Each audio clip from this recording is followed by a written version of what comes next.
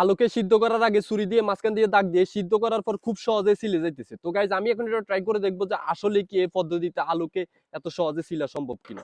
আমি এই যে 3 পিস আলু নিয়ে আসছি, তো আমি 3 পিসকে ওদের মতো সেম ভাবে দাগ দিব, দাগ দিয়ে সিদ্ধ করব, করে দেখবো যে আসলে কি এটা কাজ করে কিনা। তো ওরা এভাবে আলুকে মাঝখান দিয়ে এভাবে দাগ দিয়ে নিতেছে, তো আমিও সেম ভাবে করব এখন।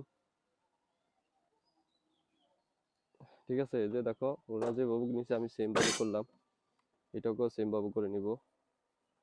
মূলত চামড়াটাকে কেটে মাংসের সাথে লাগাই দিতে হবে, আমি ওইটাই করলাম। আচ্ছা 2টা করি, 3টা করলে জায়গা হবে না।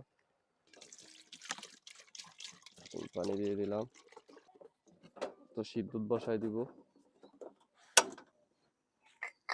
এবং কি সিদ্ধর পরে আমি আপনাদেরকে দেখাইতেছি যে আসলে কি এই টিস্টটা কাজ করে কিনা।